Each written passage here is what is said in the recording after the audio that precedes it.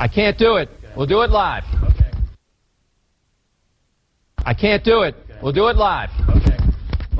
Do it live! I'll write it and we'll do it live! Good morning. It's time to wake up. This is Snowman in the Morning on the Arena Sports Network. Did you not get the memo? Let's get busy.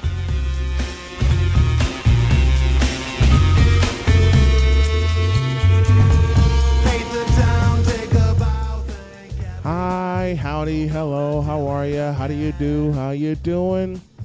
How's it going? What's going on? What's new? What do you think? What do you say? What do you hear? What do you feel? What's shaking? What's happening? K-Pasa, what's going down? What it is? Nah, I don't like that greeting. I like this one better. Good morning! It is Friday. And another glorious, productive, and great week has come to a close. Or it's about to come to a close. Welcome to Snowman in the Morning on this Friday. We appreciate you joining us. We're presented by Fusion Ions Bands. Fusion Ions, live your best. And presented by Slugmaster, baseball and softball hitting and training aids. Slugmaster, turning batters into hitters. Now, I know the chat room's going to fill up in just a moment. All the usual suspects will come by right after Rusty's Morning Wrap, which will come in about 3 minutes from now. A preview of tonight's sophomore JV championship with Noble Network. Josh Lopez and I will be on the call for that. And, yes, we will have the call tonight. I promise. We had some stuff go wrong at the X last time. We couldn't bring you the women's championship. We'll bring you this one. And Monday will be split between two places. None of those games will be aired, but the semifinals and the finals will be aired for Noble Network. And I might have a guest come semifinals and championship. Let you know more about that. This is Potluck Friday, but two things that you will hear. You will hear a taped conversation that I had with my buddy Tim McKinney for Mike to Mike, and also a taped conversation I had with my buddy Michael Lyle for Lyle Files Live, usually on Wednesday. We didn't get a chance to tape this week, so this is a prior episode that we taped at Millennium Station in downtown Chicago. You'll hear that as well.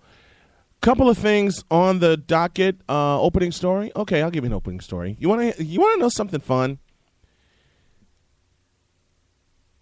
Whenever we get to the question of the day, and Ronald Murchison has told me many times that he loves the question of the day because you don't know which way it's going to go. That's why we do it. I mean, yeah, we're a sports show, and I said this earlier in the week. We're a sports show. We are always going to be a sports show first and foremost. But at the same time, you got to have a little fun. You got to have a little fun, and that's what we do. That's why we touch a few subjects that are, I don't know, what's the phrase? That are off base. Well, I guess they're off base then, but it's fun. It's fun doing this. And some of the things that like I said, some of the things that we talk about are offbeat. But we have fun with it. That's the mission that we have. And I had some great times this week in the chat room with some of the folks that come by. Like I said, waiting for them to drop by, and one of them has dropped by. My better half, Liz, has jumped on. Morning, honey. And, like I said, waiting for a few more folks to come by. 60 seconds away from Rusty's Morning Wrap. That'll get our show started. Few things to talk about, including where Jadeveon Clowney will be in the draft, or where you think he will be. And one issue with the NFL that the NFL is exploring, I should say, I don't know how to feel about it. I don't know how to feel because when I speak of this issue, I don't have a personal relationship with it per se. Tell you more about that when we get going here. In fact, that'll come after the first break. And speaking of the first break, before we can do that, we got to wrap up what happened last night, which unfortunately includes a loss by my Bulls to my other team, the Warriors. But to break all that down, there's only one man that can do it, and that's Rusty Silber. Good morning, Rusty. Good morning, Brian. Are we excited here? Actually, yes. I am excited. It's been a great week so far.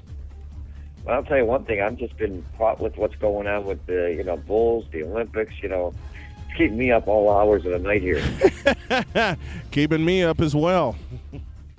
Well, let's go through it. Morning, Brian, everybody. Welcome to Friday and the weekend. Rusty's Morning Wrap-Up presented by TCF Bank, the official bank of the Arena Sports Network. Bulls started out strong late last night, out to a early 16-point lead, and then the Warriors woke up and beat the Bulls 102-87 in the Bay Area. Bulls did not lead. They didn't do much down the stretch either. They got within 6 points. In the final couple of minutes, Lodge Gibson led the Bulls with 26 points and 13 rebounds. Bulls will next visit the LA Lakers on Sunday afternoon.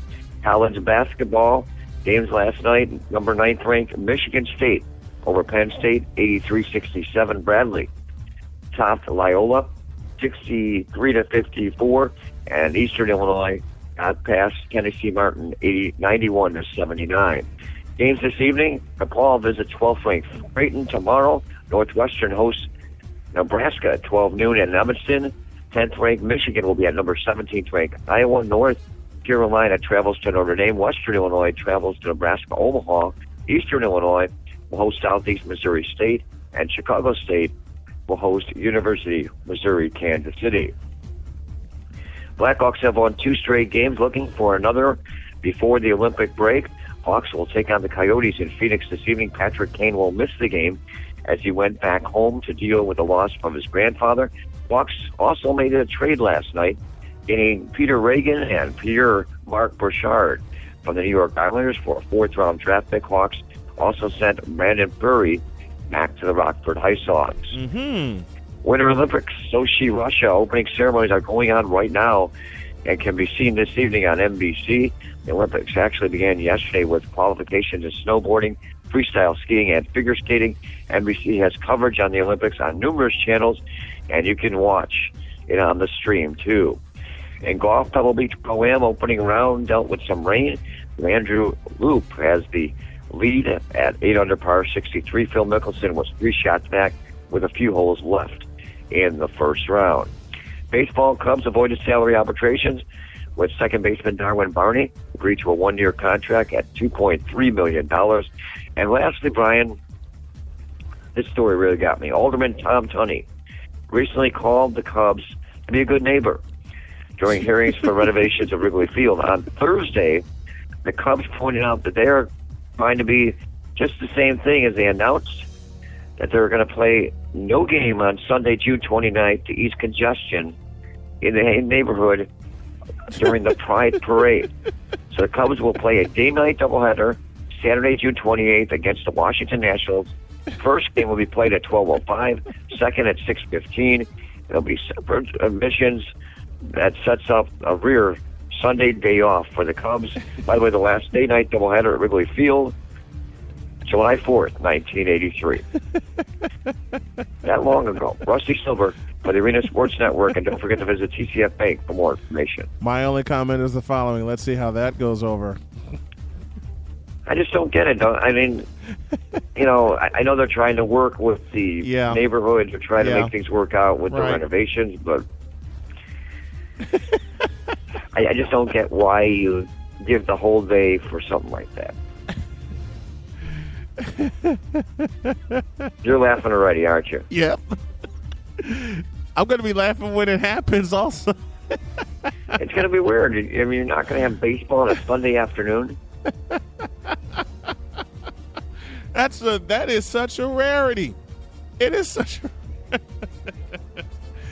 All right. Get out of here before I laugh myself into oblivion. Thanks, Rusty. Great job as always. Have a good weekend. Bye. Thanks, man.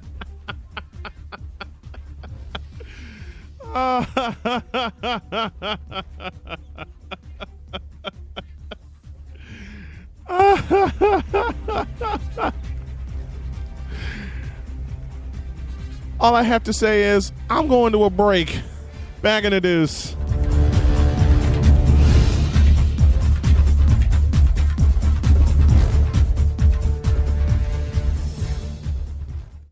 Hey, you guys, could I ask you a couple questions? Okay. Saving money, what's it like for you? Well, I'm an artist, so it happens sporadically. But it does happen? It does happen, and when it happens, it feels really, really good. With easier savings at TCF Bank, what would you save for? Oh, clothes and shoes. Housing repairs. To buy a new car. I'm saving for grad school. And then I'm hoping to just save up, just to have savings, period. What would make it easier to save money? Having like a sugar mama. Which isn't a bad plan, but if you needed a little banking plan or something, what would make it easier? Something with an automatic transfer? Something with an automatic transfer, probably. So you wouldn't even notice the money? Automatically transferred. Automagical. Automagical, oh my gosh. How much could you save if saving were actually easy? Open an account at the home of free checking today and find out. For locations and more information, call 1-855-OPEN-TCF or go to tcfbank.com. TCF Bank. Surprisingly simple. Member FDIC. Want to get your rankings in the truest form? Want to get the best college news without all the fluff? Then tune into Swamp's Collegiate Sports Show. Join Kevin the Swamp Rat Horan as he ranks all the collegiate sports, from football to basketball and baseball to cross country, soccer, and so much more. Don't forget to visit www.kevinhoranrankings.com and sign up for his newsletter buzzing across the country. So if you want the best college news and rankings and see how the pros are outsmarted, tune into Swamp's Collegiate Sports Show. The Swamp Rat ranks them right every Wednesday night at 8 on the Arena Sports Network. Need a car in a pinch? Need to get somewhere fast? Don't rent a car, share a car with iGo. iGo provides the convenience and flexibility of having a car without the hassles of owning one. Members have 24-hour access to a fleet of iGo cars in reserved parking spaces all over Chicago and in 4 suburbs. iGo pays for the gas, premium insurance, maintenance, and 24-hour assistance. It's very simple and a great service to take advantage of. All you have to do is pick a plan, reserve a vehicle, and drive off. See? Easy. If you want more info, just visit igocars.org and start sharing today. iGo Cars, Chicago's only hometown nonprofit car sharing company.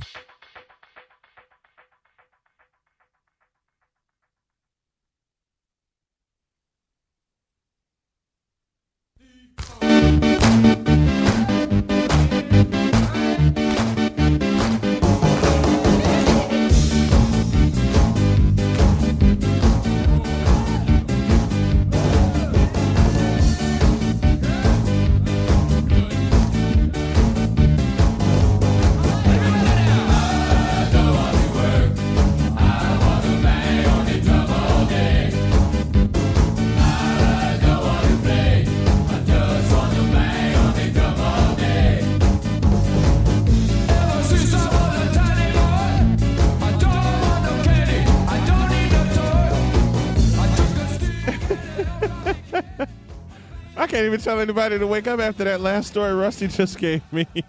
Because everybody's awake now. Merch has joined me. My super producer Josh has joined me, so I can't say wake up. But I'm going to say it anyway. Hey, wake up! Snowman in the morning. 13 after the hour. This portion presented by Gigahertz, the official computer solutions company of the Arena Sports Network. Holy cow. Okay, I was going to lead off with something else, but I think I'm going to... All right, let's have some fun this morning. First, the rooftop owners, and Ron, you know where I'm going. Josh, you know where I'm going too. First, the rooftop owners and their gripe. Then, the improvements are finally approved but haven't been started on yet. Then Clark the Bear. Now this last one that Rusty gave me about no Sunday baseball on the 29th. Now, I'm saying all that because do I have anything against the Pride Parade? No, I don't. I just think this is hilarious that this is happening. There will be no Sunday baseball on June 29th. At least for the Cubs, there won't be any baseball. This is the only point I'm going to expound on this, and then I'm going to try to move on. No, I'm kidding. That's so a courtesy.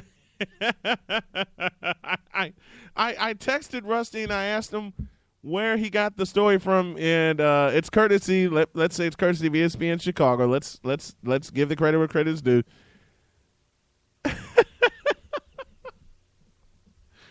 This is one way of being a good neighbor I never heard of or thought of. Let's turn the page, shall we? Tonight, 5:45. Note the change in start time. We have the Noble Network JV Championship over at Exelon Gym. Exelon Files Part 2. Josh and I will be there. We'll have the call live for you on the Arena Sports Network. All you have to do, go to the main website, click on Listen Live. When you see the shield. Oh, Ron's going to make me cry. His cat, Crybaby, died yesterday morning around 11:45. And I heard a lot of people talking about this when he posted this on Facebook, to go off subject again. And I said it yesterday, and I know a lot of people have gone through it. When you lose a pet, it's tough, because especially when you've had it as long as Ron and a few others that I know have, it's tough because that pet becomes a big part of your family. And when it becomes that integrated in your family, it's tough when the pet, he or she, goes. And there are so many moments that you remember. And Ronald talked about this with us yesterday in the chat. If you're online, if you're on Spreaker.com, where you can find us, jump on the chat with us and help cheer him up and help keep him in good spirits. So, Ronald, let me say on behalf of everybody at ASN, we're here for you. We're here for you. Hang in there, like Liz said. We're going to try to keep you in good spirits, and we're here for you. But he told us yesterday he kind of saw it coming. But even when you do see it coming, you can't prepare for it. Again, I liken this to losing a family member, and this family member was just as integrated as a person. You know, the pet becomes a big part of your life, especially when you've had one that long. I'll say that again. So, Ron, we're here for you.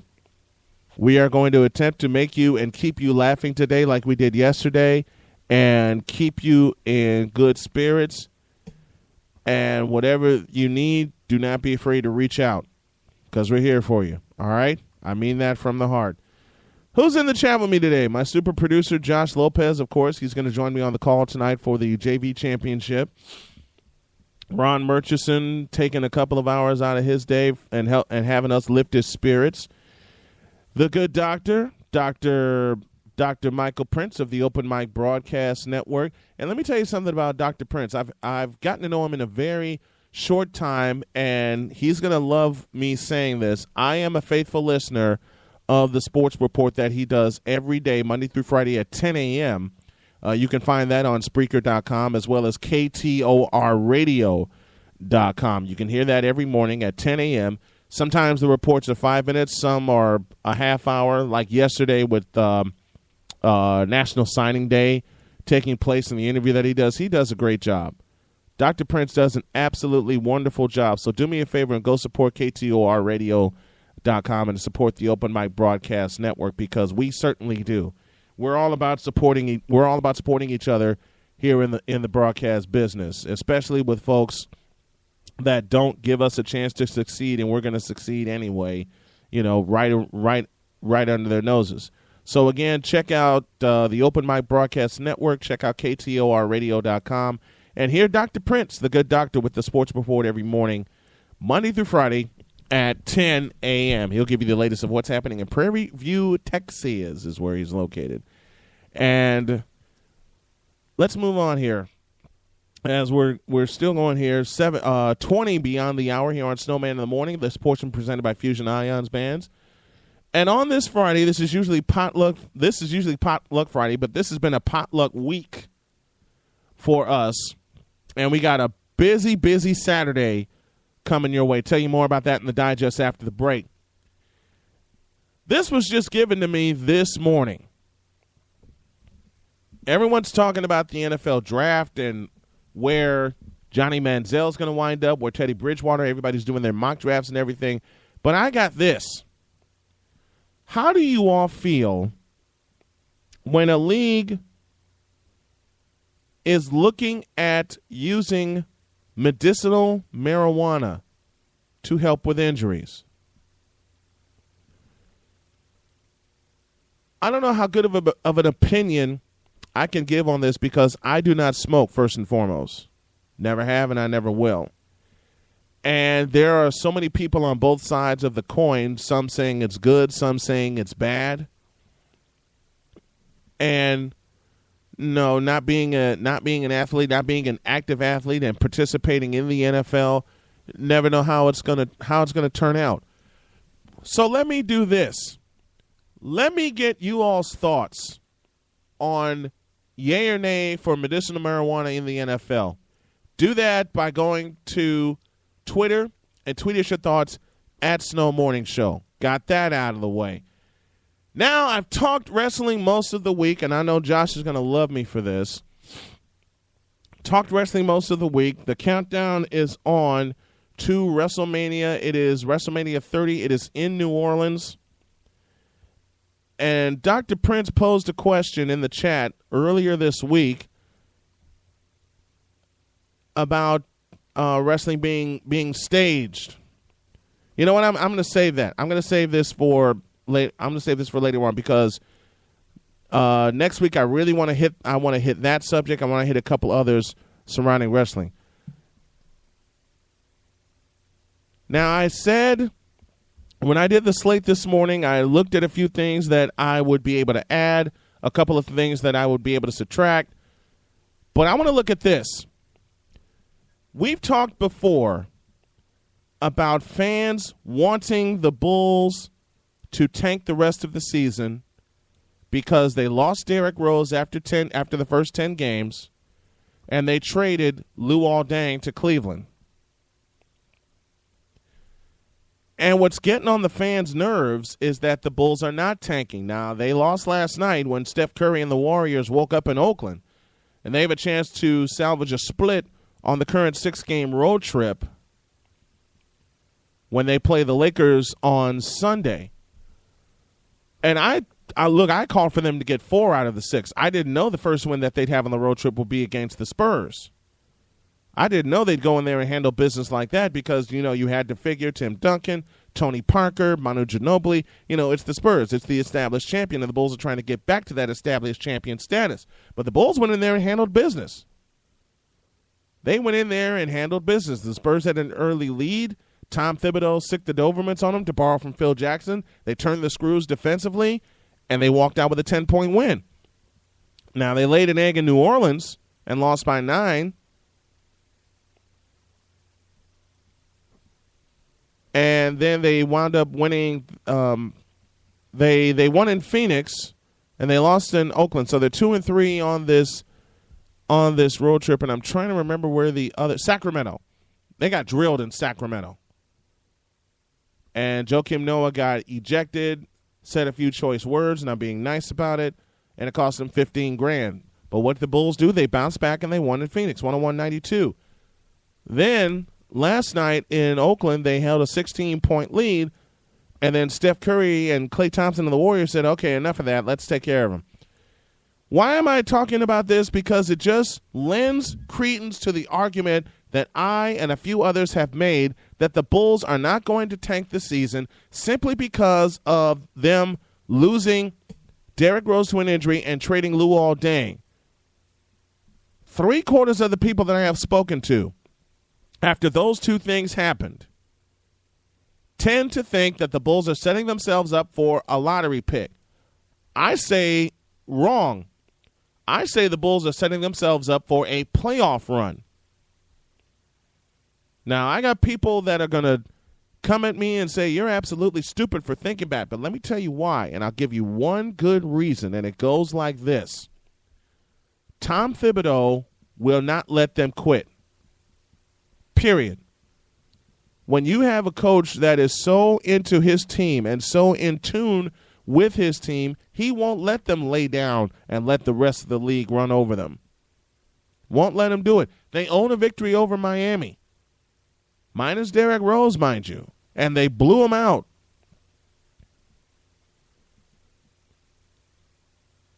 Now, everyone also, I can't say everyone. A lot of people texted me and tweeted me saying that the Bulls were not going to win on this current road trip. Well, they got 2 of them and a chance for 3 in Los Angeles, playing against the Lakers. Another thing that has been said to me is that after the Bulls go winless on this road trip, they're really going to start tanking the rest of the season. We're not even at the All-Star break yet. The Bulls are 1 game under 500. 1 game under 500. Now, for a team dealing with the circumstances outside of the Lakers, for a team dealing with the circumstances that they have dealt with, for a team dealing with the injuries they have dealt with and the moves that they have since made and the way Thibodeau has had to shuffle this lineup, and Josh pointed this out to me, and it could very well come true. The Bulls have may wind up the number 3 seed. Now, that prompts this argument that the East is not loaded and the Western Conference is. You know what? In a way, I'll grant you that. I'll grant you that. But you have to give credit where credit is due. And give credit to the Bulls, one of the few teams, and yes, I underline and capitalize that word, teams, outside of the Indiana Pacers, the Spurs, the Warriors, and a few others, that actually play as a team. Will there be great individual performance? Yes, there will. There will. But there are a few teams in the NBA right now which has kind of turned me off of the NBA, and I know I've mentioned this, that play together as a team. You know, Liz talks about it all the time. If these guys will ever wake up and realize that they're a part of a team and play that way, there'd be a better quality product in the NBA. There wouldn't be 3 or 4 or 5 teams that are in the middle of the pack in the school of popular opinion, because they don't have all the flash, they don't have all the dunks or all the highlights. They just go out and get the job done.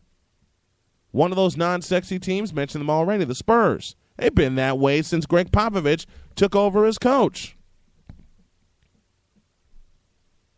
So it's not about having the flash. It's not about having all of the highlights. It's about playing together. We've said this before. Now, back to the Bulls. Why do I believe they have a chance to be a number 3 seed and the most dangerous team in the East aside of Indiana? No one wants to play this team because they will lock you down defensively. No one wants to play this team because they do yeoman's work on the boards. Those are 2 things that the only other team I can think of is Indiana that can do that to you. And now Indiana signed Andrew Bynum for the rest of the year to give them a backup big man to Roy Hibbert. And Hibbert is coming to his own. Hibbert is really coming to his own. When Roy Hibbert came into the NBA, of course, out of Georgetown, you know, you didn't know what to think of him. You knew he was a project, but you didn't know how he would develop. Now he's developed into one of the best defensive stoppers in the NBA, which Frank Vogel predicates his team with defense.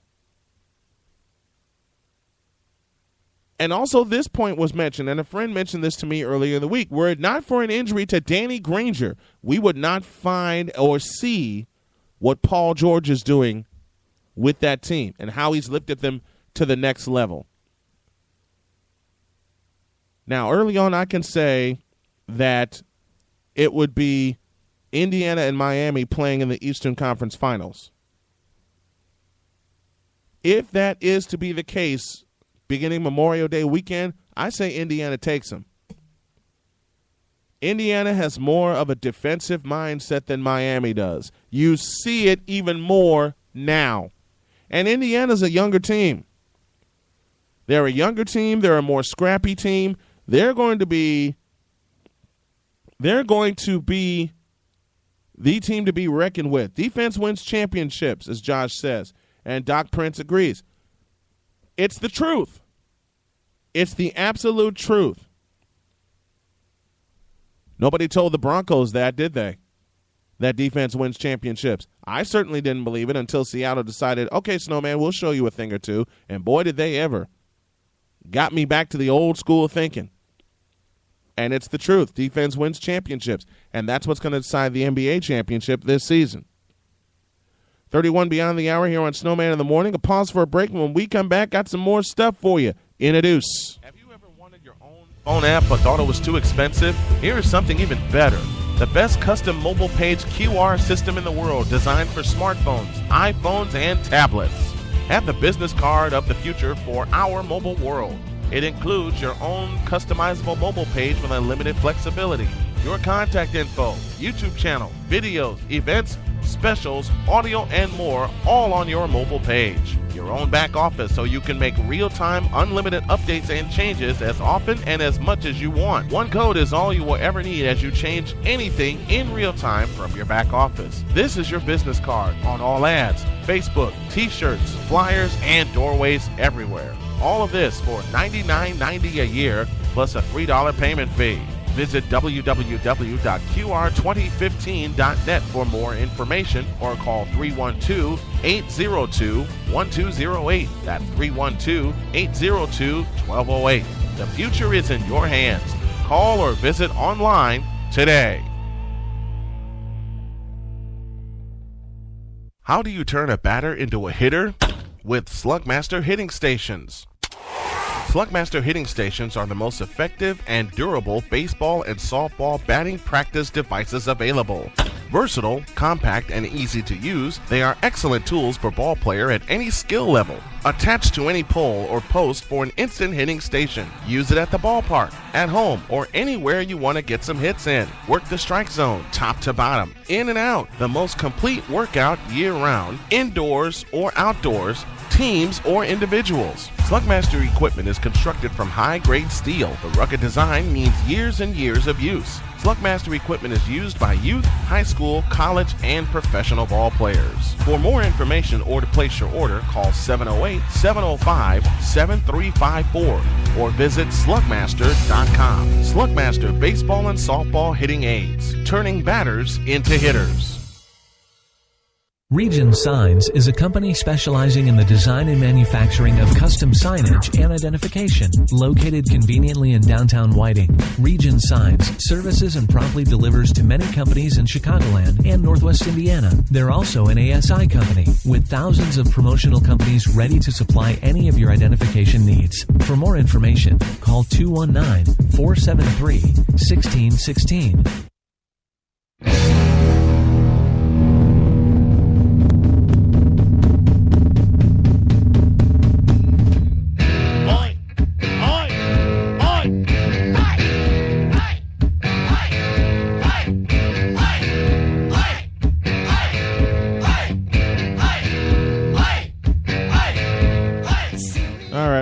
Crazy. I'm sorry.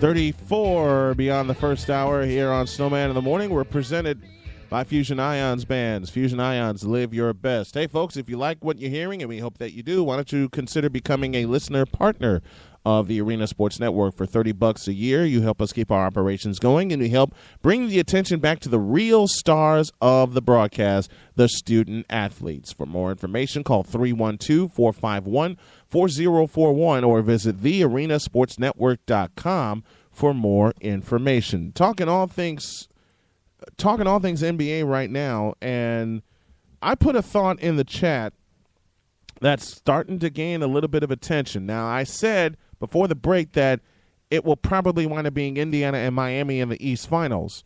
You know, and Liz jumped in with a thought that the Pacers will beat Miami, and I really think they will. But here's a thought for you. What if they don't meet Miami in the Eastern Conference Finals? What if the Pacers meet the Bulls in the Eastern Conference Finals? How's that? How's that for an idea? Do you see any other team in the Eastern Conference right now, aside of those three, Miami, Indiana, and the Bulls? And don't put the Knicks or the Nets in this equation. They don't belong there. There you go, Liz. It would be interesting and better than Heat versus Pacers. I'm in agreement with that statement. I'm in total agreement with that.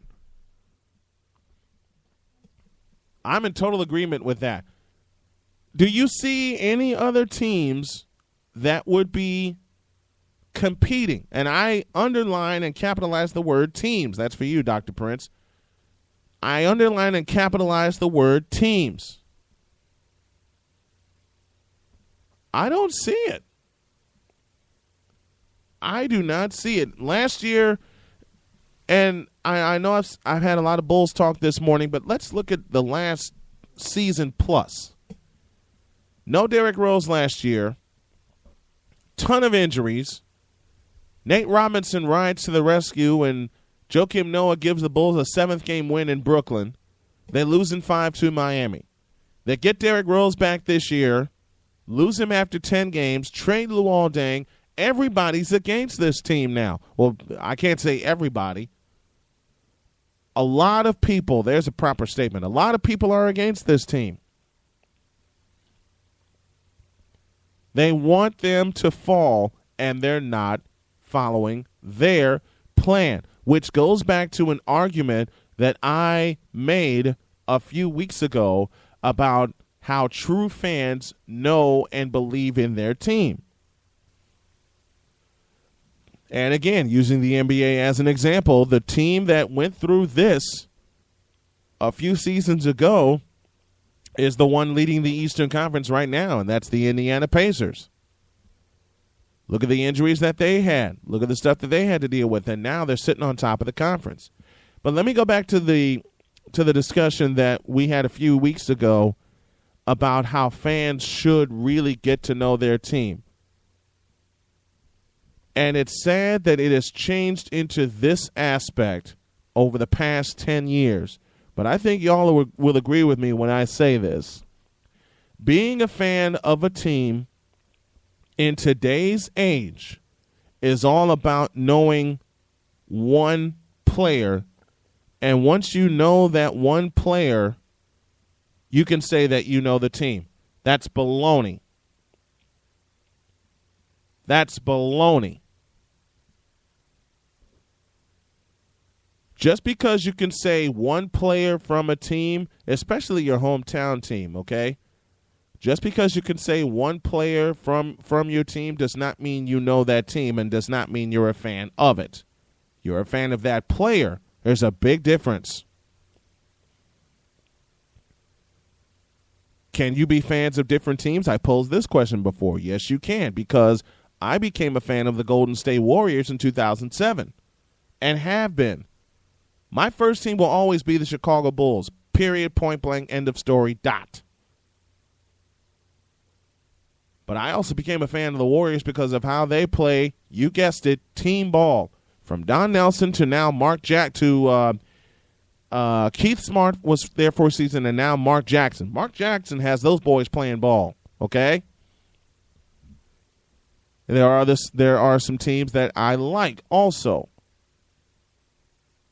But again, being a fan of a team means you know the team, means you believe in them, means you know more than the players, and you really get to know and see how they play together as a unit. Let me say that again, as a unit.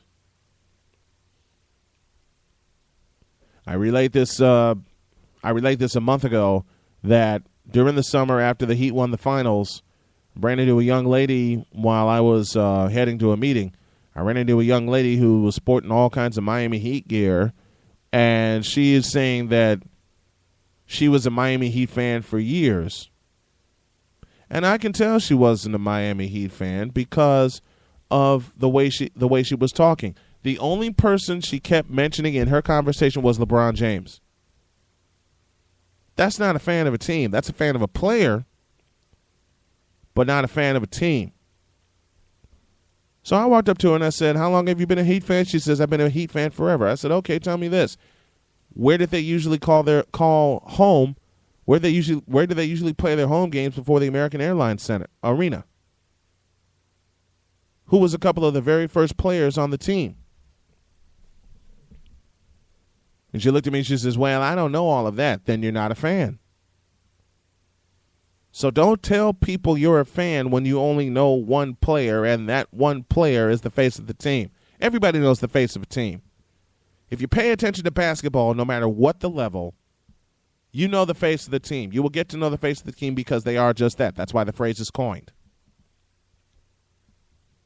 But being a fan is knowing everybody, or almost everybody, and also knowing the coach, which is why I believe, and a few people believe with me, that the Bulls will not tank this year, and they may also wind up grabbing the 3rd seed.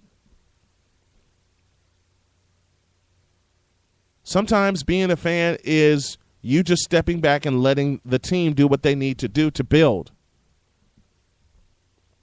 When Luol Deng was traded, that got so much negative attention. And I can honestly tell you 3/4 of the fans that shot that down do not know, A, why they had to make the move, or B, the backlash from it, the positive backlash from it. Because I read a story on CBSSports.com, Luol may be back. He wants to come back. He's made that clear.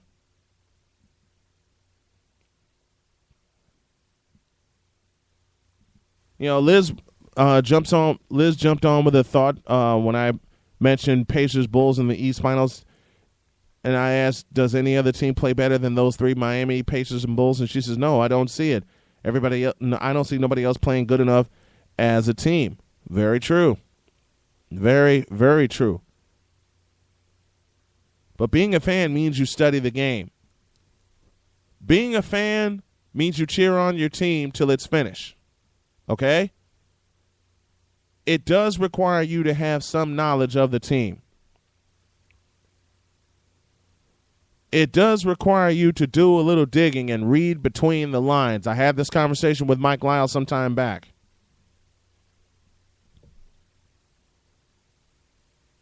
But if you really read between the lines and know what's going on with your team, then you're a fan. Then you know what's going on. Just my thoughts on being a fan, and this is coming from a fellow whose first team that he became a fan of was the Philadelphia 76ers. Reason being, Julius Erving. Then I got to know Bobby Jones. Then I got to know Andrew Toney. Then I got to know Maurice Cheeks, Billy Cunningham, the coach of that team. And this is the team that won the title in 82-83. 43 Beyond the Hour, Snowman in the Morning, presented by Fusion Ions Bands. Fusion Ions, live your best. Now, we had National Signing Day earlier this week, and I gave my thoughts on that, but let me continue that. Jeff Escal was on with me earlier this week, and it seems to me it's a little unfair that National Signing Day, and I will continue this argument, National Signing Day in terms of the big schools gets ultimate attention. We're talking big schools, talking Alabama, Notre Dame, LSU, hell, anybody in the SEC. All right? You know, Liz, an additional thought on being a fan. You cheer them on no matter how their records are. Yeah. That's the truth. And Ron adds this thought. Most Heat fans probably can't tell you that Michael Jordan arranged an extra preseason game in Miami with the total gate going to the city for hurricane relief. They won't tell you that. Because to them, they see Michael Jordan as the enemy because he played on another team. A lot of Heat fans won't tell you that Pat Riley had Michael Jordan's number retired in Miami. How about that one? Heat fans, quote unquote.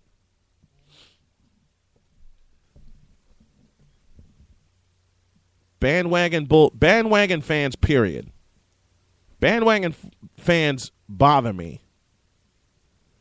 They absolutely bother me.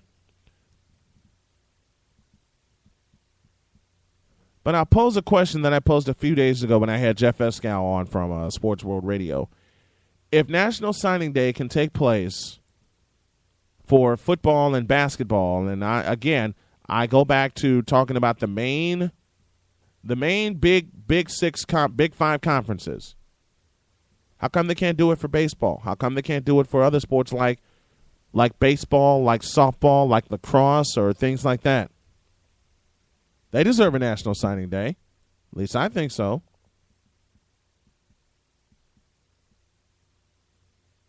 They deserve a National Signing Day just like everybody else. Which prompts and the argument that I will get, the reason that I will get from a lot of folks when I pose this question is that baseball is a non-revenue sport.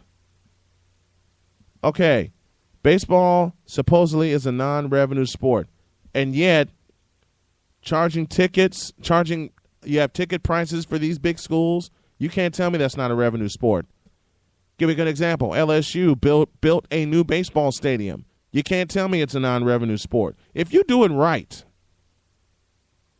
it can definitely be a revenue sport. But you just want to keep it within football and basketball. Because they're two big money makers as far as the big schools are concerned. Some of these smaller schools, and let me give a little bit of applause to Dr. Michael Prince of the Open Mic Broadcast Network. I mentioned him earlier, with taking signing day to the level that we need to take it to for the smaller schools, for teams that are in the SWAC, that are in the MEAC, that are in the CIAA. They deserve a National Signing Day too, and not just for football and basketball. I will make that argument again. Not just for football and basketball either. If you haven't had a chance to listen, go to the Sports Report on Spreaker.com on the Open Mic Broadcast Network and hear the interviews that he's put together for National Signing Day. Doc Prince did a great job. And I know he's got some more, and I think he's going to play them on the Saturday show.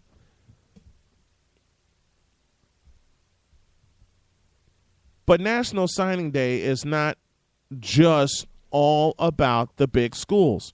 Even though stations like ESPN and CBS Sports Network have taken it to that level, mostly ESPN, and you'll hear a conversation I had with Mike Lyle about that.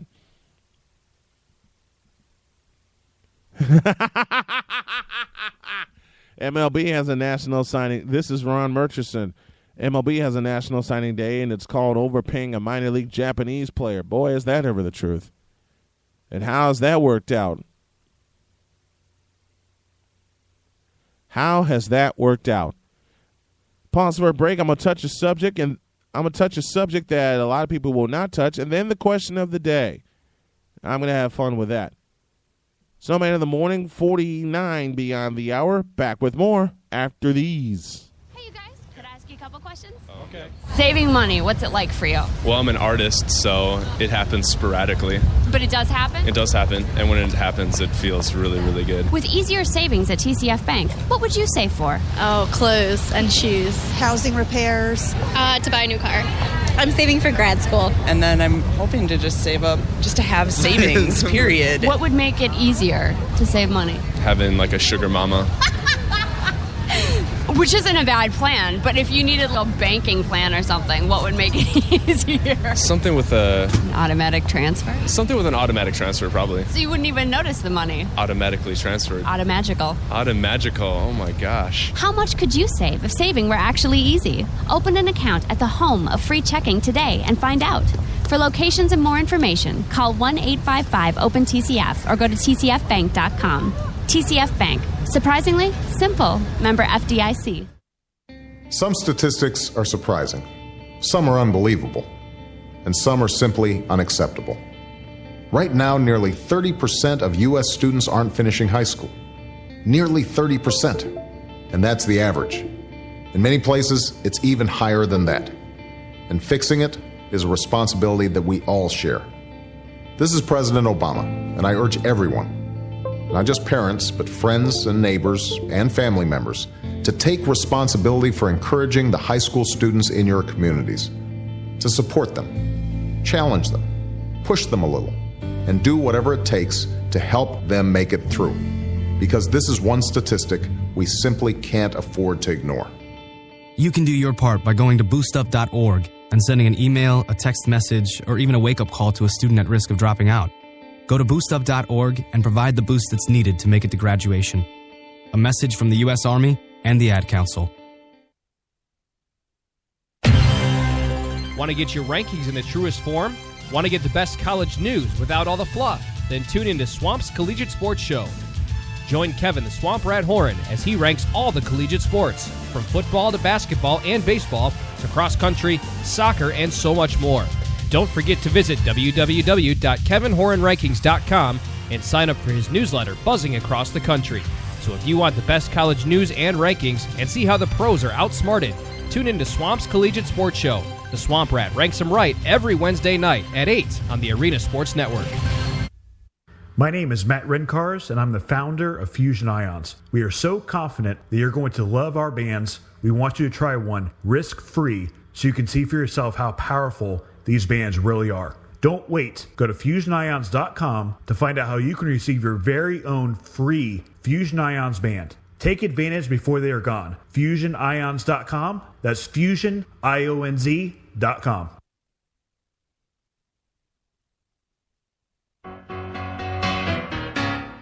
How about this one? Just take those old records off the shelf. I sit and listen to them by myself. Today's music ain't got the same soul. I like that old time rock and roll.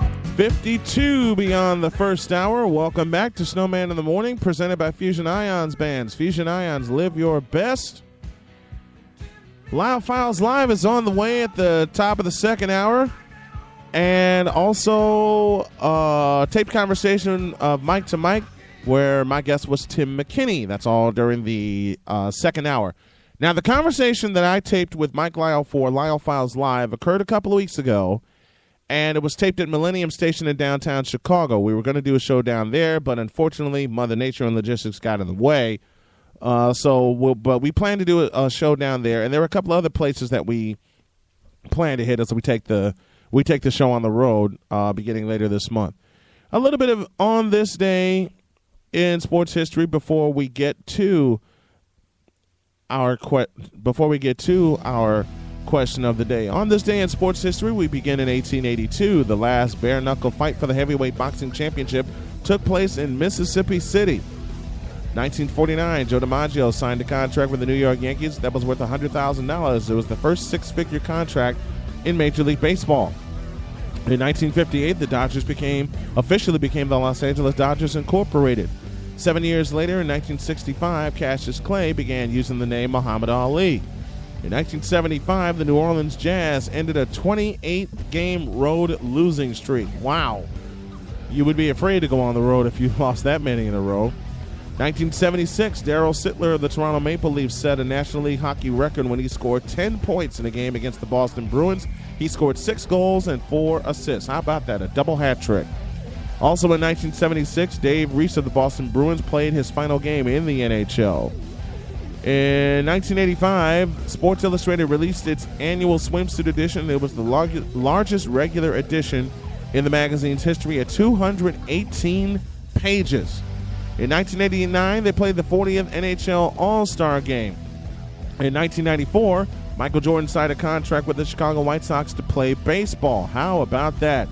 A year later, in 95, Joe Mullen of the Pittsburgh Penguins became the first American-born player to score 1,000 points in the NHL. Mullen ended his career with 1,063 career points. 2 years later, in 1997, Jim Kelly of the Buffalo Bills announced his retirement from the NFL. He was the only quarterback to date to guide the same team to 4 losing Super Bowls. 1998, the Dallas Stars retired Neil Broughton's number 7. And finally, in 2002, the one-hour television show entitled NBA All-Star Read to Achieve Celebration aired. That's on this day in sports history, and it's presented by Gigahertz. Always good to talk a little sports history, real sports history. Now then,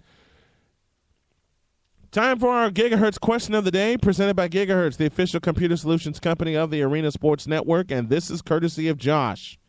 Josh gave me this one, so I'm going to run with it.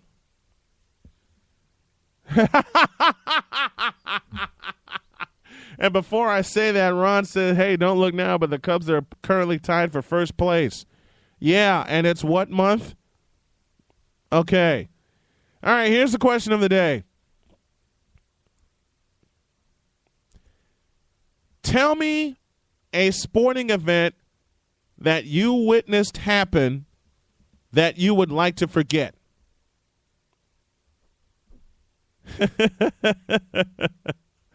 I'm going to have fun with this one. Again, our Gigahertz question of the day. Name a sports moment that you saw happen that you wish you could forget. I don't know. I'm going to tease Ron a little bit because the years 1984 and 1989 come to mind when I'm talking to him. Liz, honey, tell me a sports moment that you saw that you'd like to forget. And I think a couple of hers will involve, I hate to say his name, Tom Brady. Super Bowl Josh is the first to answer. Super Bowl 41. Yeah, Peyton Manning tore up the Bears. I got one of my own. I got a couple. The 1990 NFC Championship game, Matt Barr beat the 49ers 15-13, and the New York Giants beat the 49ers 15-13, and the Giants didn't score a touchdown. Oh, Doc Prince weighed in. The 1985 World Series, Kansas City versus St. Louis.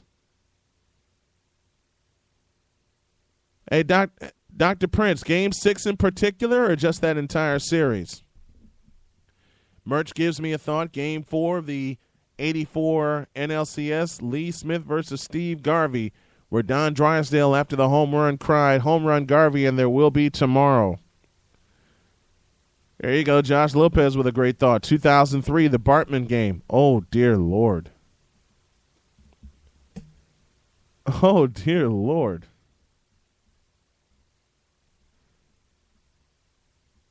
How much... And Cub fans still talk about that game to this day. I had Ron on the afternoon show that we had going, talking about that very incident where the difference between fan interference and stupid people, and that's about the only way that I can put it,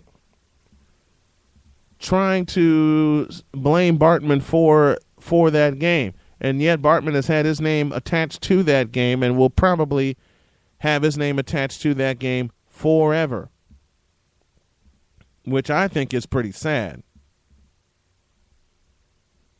I think that is wrong. I really do. Because if you look at that play, it wasn't Bartman's fault that the Cubs lost the game. It was Alex Gonzalez's fault for not being able to turn a double play.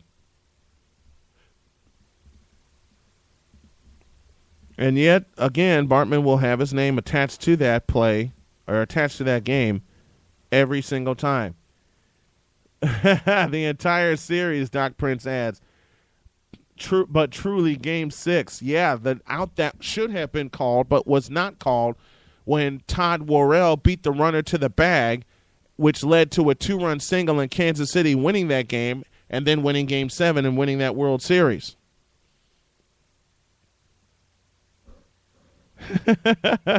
Losers make excuses. Oh, here we go. Here we go. Doc Prince with a great thought. It's all about the GOAT, Cub fan.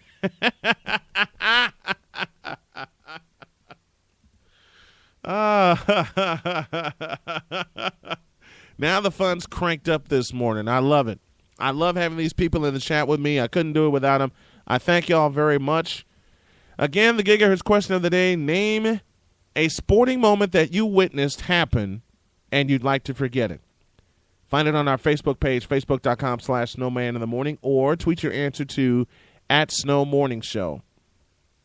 Pause for a break. When we come back, you'll hear a taped conversation I had with Mike Lyle about the changes in the sportscasting industry and how one company is trying to monopolize everything. And anyone who has talked to me knows who that company is. You'll hear that conversation, and then behind that, you'll hear a conversation I had with Tim McKinney that we taped for Mike to Mike to start the second half of the show, and it's on the way in a deuce. Gigahertz, providing customers with excellent service since 2008. Computer problem? Leave it to the staff at Gigahertz, priding themselves with an unparalleled work ethic and continuing to offer customers the lowest prices around. Gigahertz services include PC repair, networking, PC setup, custom PC builds, pickup and delivery, in addition to in-home and in-office service. Get small to large business solutions, service contracts, and much more. Computer problems? Gigahertz. And that's where we come in. Gigahertz for your computer repair and solution needs. In-home, in-store, wherever it's convenient for you. Think your PC's infected? Gigahertz offers free virus diagnostics with most virus removals done in 48 hours or less. Plus, they'll optimize your PC. Take that, Best Buy. Give Gigahertz a call. 219-218-9323. That's 219-218-9323. Or log on to gigahertzpc.net. Gigahertz, and that's where we come in. You do a lot of thinking on a bike about your life, family, your dreams. One of my dreams came to me on a bike, to open up my own shop. So what happens when you complete a dream? Well, you just start thinking of the next. Visit DrastichAgency.com or call 219-945-3040 and ask Joel Drastich how you can get all of your insurance under one roof. Do you suffer from severe chronic pain caused by a back or neck injury, migraine headaches, or a work injury? Take heart. Midwest Interventional Spine Specialist is the region's leading provider of minimally invasive, non-surgical pain treatments. For more than a decade, physicians and patients in Munster, Dyer, East Chicago, Hammond, Hobart, Merrillville, St. John, and Valparaiso have turned to Miss First for effective relief of even the most severe and painful conditions. Our board-certified, fellowship-trained experts use a wide range of minimally invasive techniques to dramatically relieve your pain. In fact, for more than a decade, Miss Specialists have been first to deliver proven effective treatment innovations for spinal pain and other conditions to patients throughout northwestern Indiana. For more information, pay us a visit at 8840 Calumet Avenue, Suite 103 in Munster, or give us a call at 219-836-7246. The Midwest Interventional Spine Specialist, First Improvement Pain Solutions, first in patient care. Hey everybody, this is Brian Snow of the Arena Sports Network. We hope that you are enjoying our programming, including our play-by-play coverage of the local teams here in the Chicagoland and Northwest Indiana area. If you are, consider becoming a listener partner of the Arena Sports Network as we continue to build our coverage and bring the spotlight back to where it belongs, the student athletes. For $30 a year, you can help make that happen and help put a stamp on our coverage of the student athletes. For more information, call 312-451-4041 or visit thearenasportsnetwork.com. When something happens in sports that cannot be explained, there's only one man who can tell us. What the hell's going on out here? These are the Lyle Files. Excellent.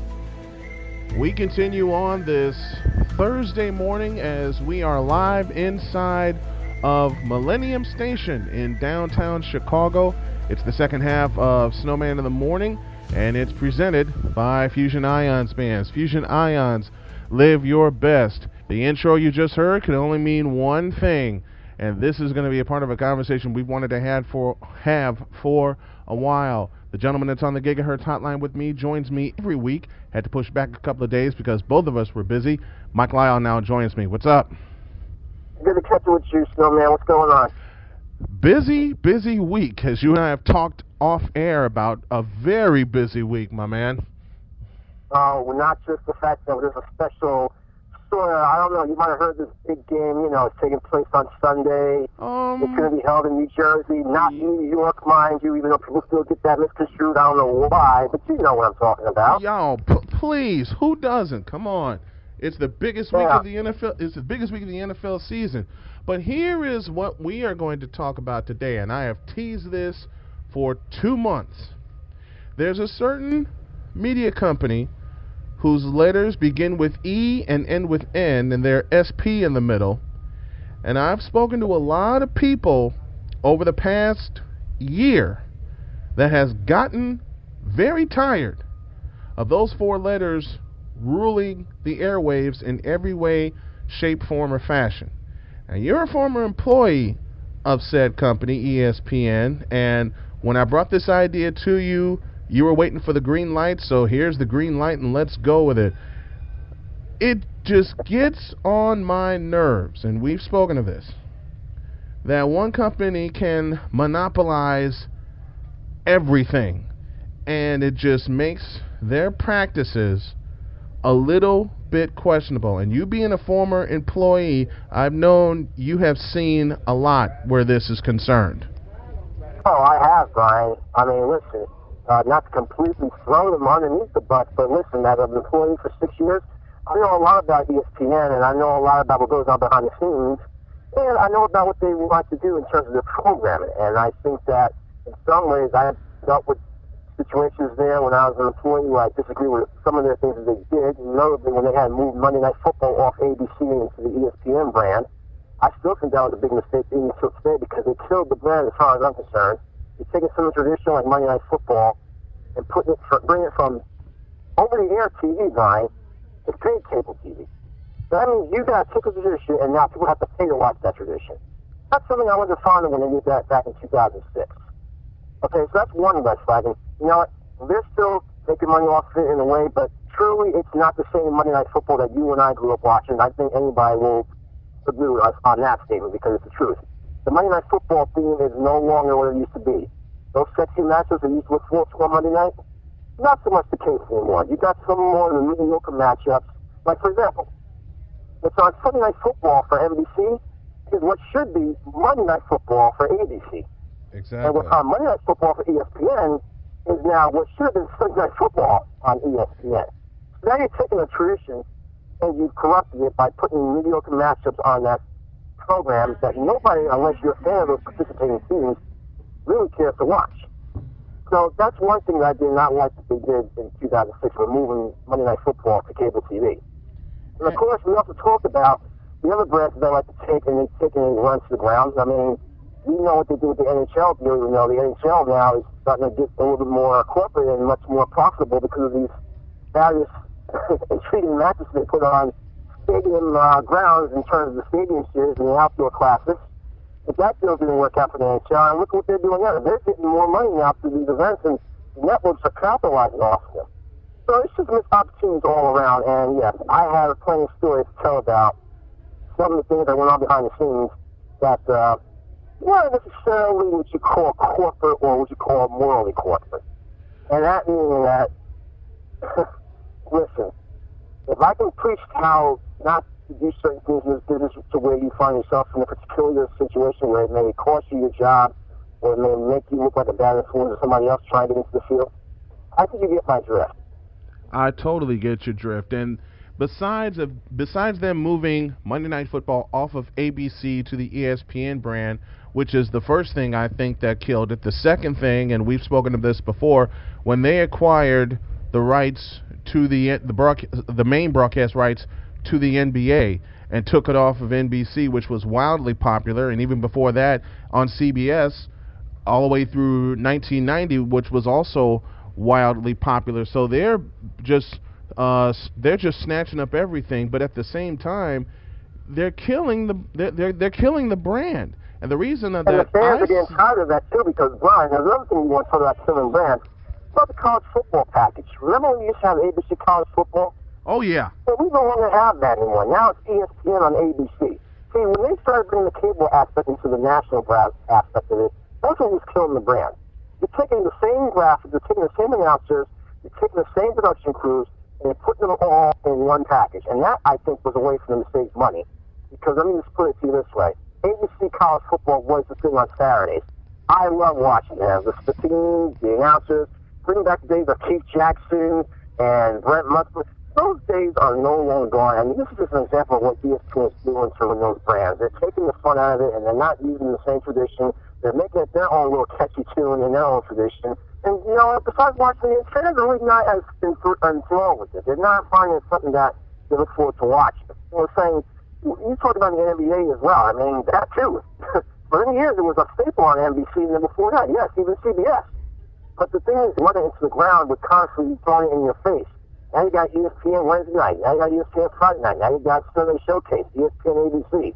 It's like they just become the monopoly for all these other sports franchises, sports companies, and it's like no matter where you turn, where you see a professional sports league, you're gonna find ESPN right next to it. And that's what it's become now.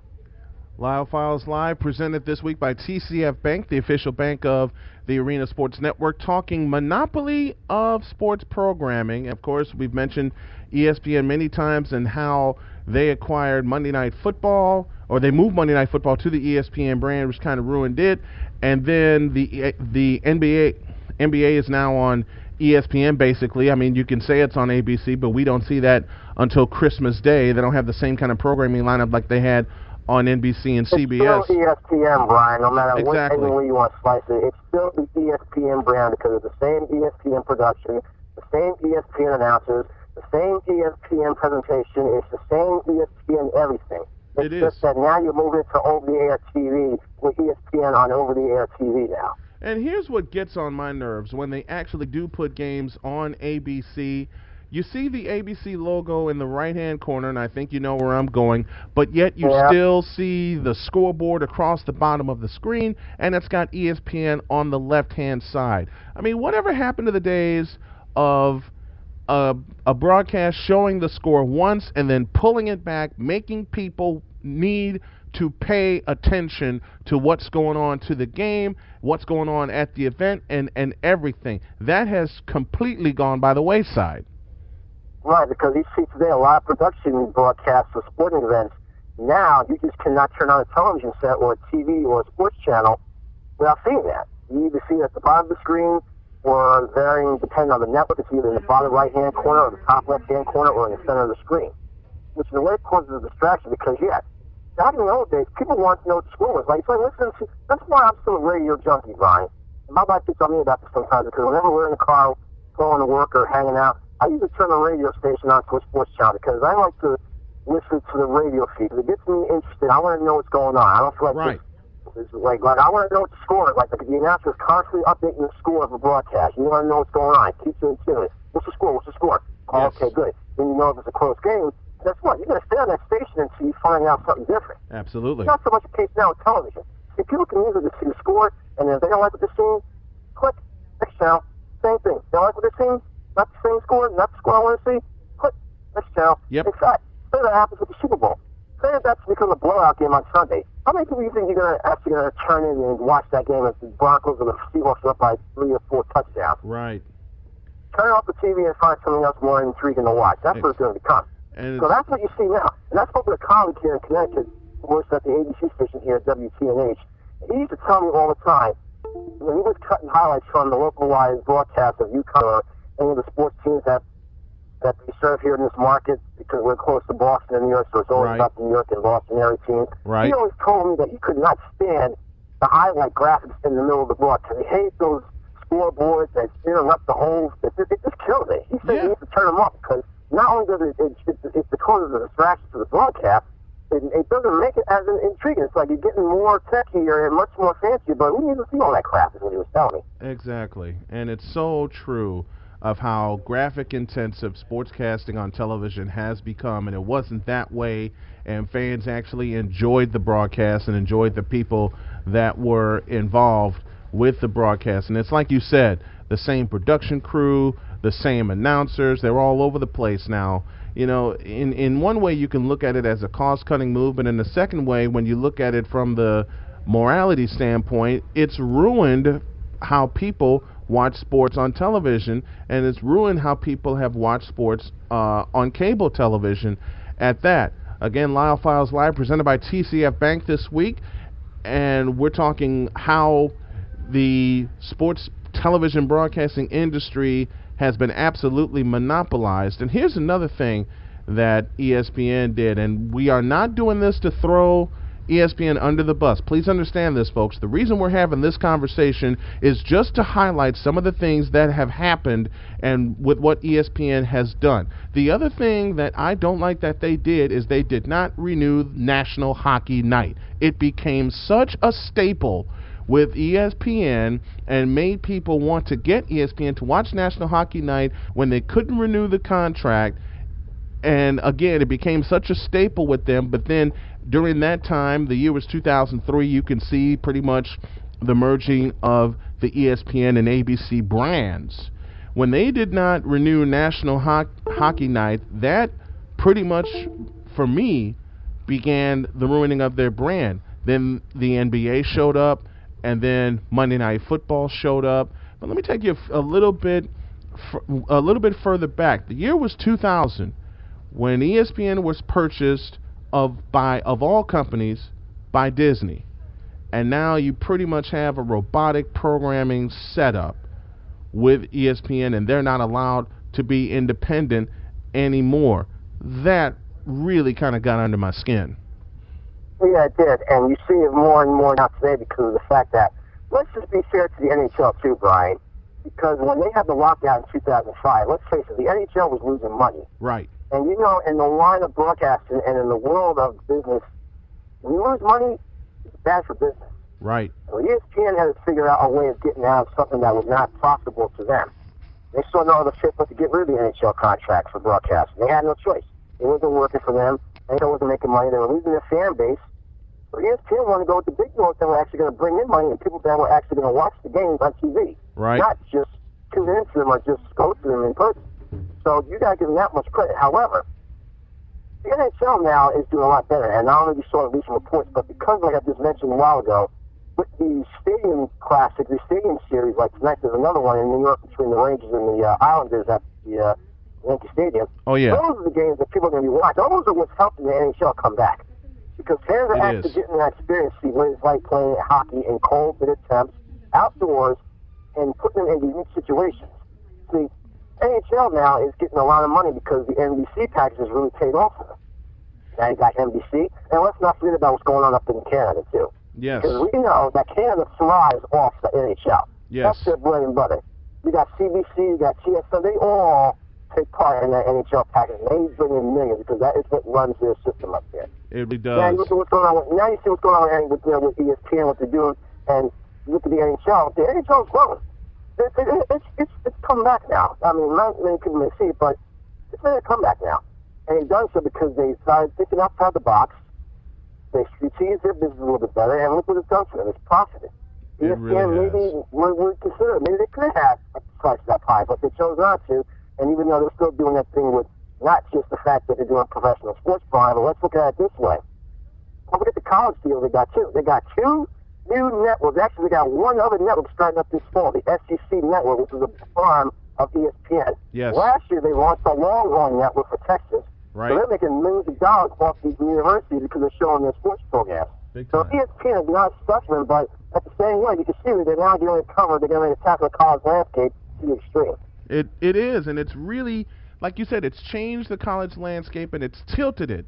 It has really tilted it to, in a couple of ways, that a lot of people, although they're liking it now, they're not going to like in the future because it's going to take a lot of the integrity away from it. You and I have spoken about this before. Mike Lyle joining me here on Lyle Files Live. You can bet this is going to be a continuation of this conversation. This week it's presented by TCF Bank, the official bank of the Arena Sports Network. Visit tcfbank.com for more information. Mike Lyle, a pleasure, my friend. Thank you for this. You know this is going to be a growing conversation, so let's get together and do it again. And it's not just for the sake of conversation, Brian. I'm sure some of the fans that watch these events on TV also feel the same way. So it's not just us as fans, but other people have voiced their displeasure as well. So this is something we'll definitely keep going, my friend. Thank you. Thank you for coming on as well. A pause for a break, and when we come back, I'm going to throw a little trivia your way. Snowman in the Morning coming at you live from Millennium Station in downtown Chicago. You're hearing it live on the Arena Sports Network. My name is Matt Rencars, and I'm the founder of Fusion Ions. We are so confident that you're going to love our bands. We want you to try one risk-free so you can see for yourself how powerful these bands really are. Don't wait. Go to FusionIons.com to find out how you can receive your very own free Fusion Ions band. Take advantage before they are gone. FusionIons.com. That's FusionIons.com. Want to get your rankings in the truest form? Want to get the best college news without all the fluff? Then tune into Swamp's Collegiate Sports Show. Join Kevin the Swamp Rat Horan as he ranks all the collegiate sports, from football to basketball and baseball to cross country, soccer, and so much more. Don't forget to visit www.kevinhoranrankings.com and sign up for his newsletter buzzing across the country. So if you want the best college news and rankings and see how the pros are outsmarted, tune into Swamp's Collegiate Sports Show. The Swamp Rat ranks them right every Wednesday night at 8 on the Arena Sports Network. This is Mike to Mike, a look inside the world of sportscasting as told by the voices involved. Mike to Mike is presented by Subway, home of the $5 footlong. Subway, eat fresh. Go crazy, folks! Go crazy! Onions, baby onions! Jordan, 20-footer, head of the key, good! High fly ball into right field. She is gone! Yankees win! The Yankees win! And my guest this morning is a gentleman I've had the pleasure of sharing a mic with, and he's done some work for our ISNet branch in the past, and he is the voice of Triton College and also one of the main voices on High School Q. This is Tim McKinney on the Gigahertz Hotline. Good morning, Tim. Hi, good morning, Brian. Pleasure to talk to you as always. Pleasure to talk to you as well. What got you started in this line of work? Well, I always had a niche for it. Honestly, growing up here in Chicago, just like how you were, it's a great sports city, and it's easy to get involved with it. I know you grew up more of a Sox fan. Myself, I would say my allegiances have always maybe leaned a little more toward the Cubs, but I still watch the White Sox a lot and do follow them as well. But I grew up at home in the city. We didn't have cable TV because the Sox games are always on cable TV. And all the Cubs games are on WGN. So obviously you got fixated to the Cubs because that was the team I got to see on TV because I didn't have cable TV. And obviously getting to listen to Gary Terry call all those great games. And just our family in general, we just were into sports. Sunday was always a tradition during football season.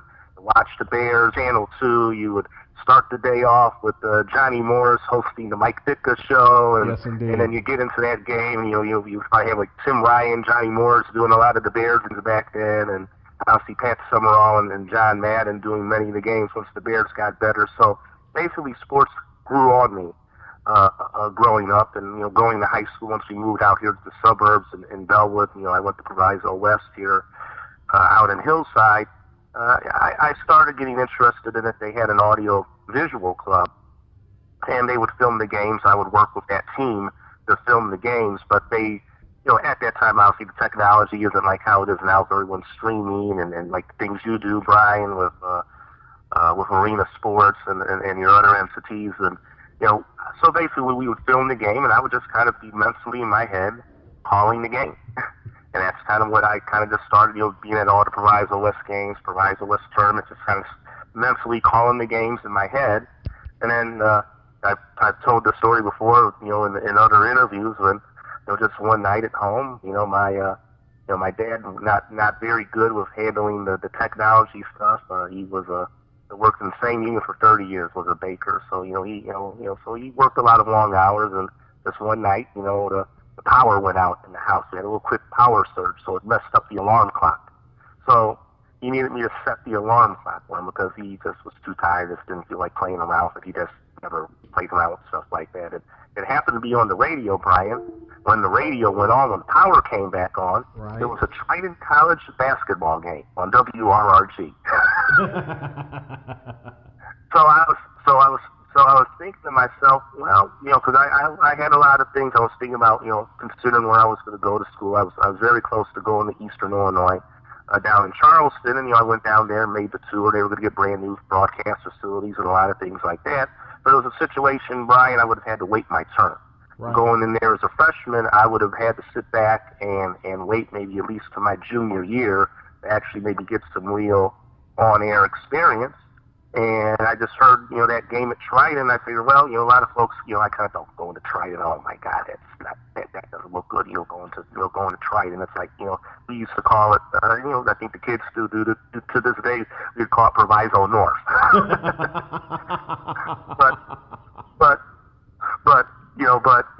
I went and they gave me the tour of the facilities, and the guy I had a chance to work with, who was the sports director at the time, and still a good friend of mine. He did some, he's done some wrestling here and there now for High School Cube. Joe Quinn, he took me in, and I did an on-air shift for a bit. He knew I was in the sports, so I did did DJ and air shift. Basically, I kind of was the talent. I had a young man work as the producer, and then I started working on some of the games. My first year at Triton, I primarily did. Obviously, I think I learned greatly early on. I did the halftime show, and I would do the coaches show with Frank Lolino Sr. As I know you know the Lolino family very well, and yes, God rest Frank Sr.'s soul and the Lolino family. They've been great to me.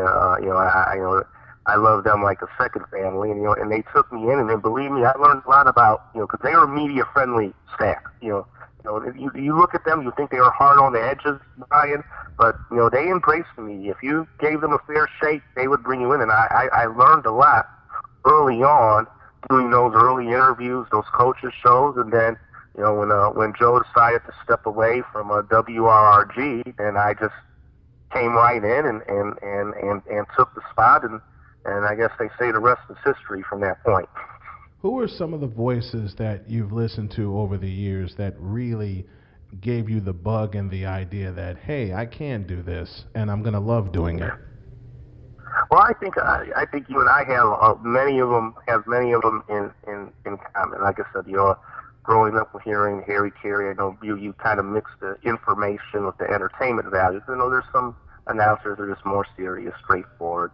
I think I like to try and call it a game, but sometimes, if there's a lull or if there's a moment, I think sometimes you gotta add a little entertainment value, not and do it in a way that it doesn't take away from the broadcast. I always think there's some sort of entertainment value involved when calling the game, because I think the listener, or the viewer, that's what they want. They're getting entertainment, and they get entertainment from watching the players out on the field or out on the court, and I think sometimes want to get that same value out of the people who call their game. I would say he was one.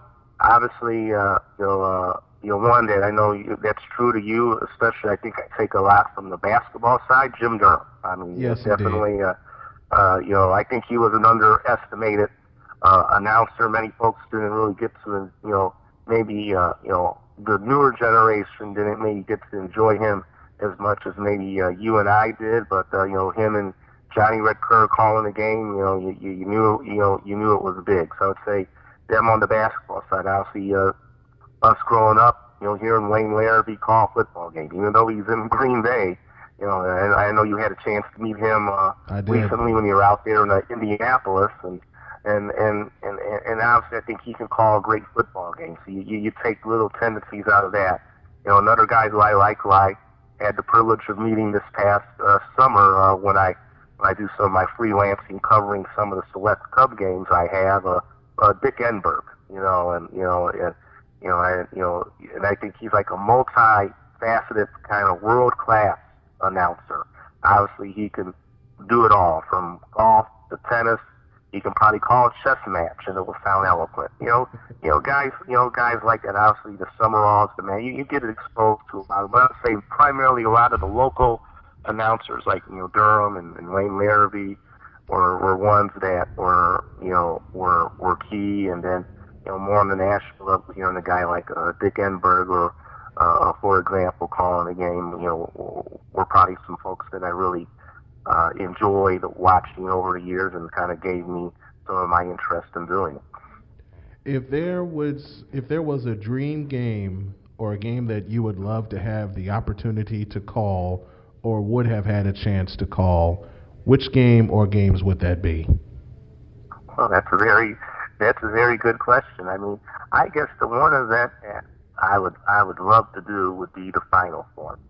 I mean, I've gotten into the college, with all my years at Trident calling games for them, and I have to admit, I maybe got into basketball a little bit late. Not really getting into basketball. It was more into baseball growing up, but now I think of the people ask me which sport do you like to call, I have to say basketball. I think I just after seeing the game so much, you kind of acquire knowledge and you learn so much about the game, and I think it's just a unique game to watch because I think there's so many things you can learn and pick up from watching the game.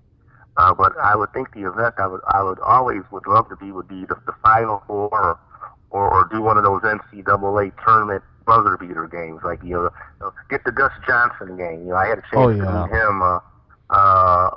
Maybe maybe I met him about 10 years ago in New York when I actually was doing an audition for one of the entities for CBS at the time, and when I was kind of really gun ho trying to pursue some things, and but I would think if there was a matchup or a game, to me I wouldn't care who's playing in it.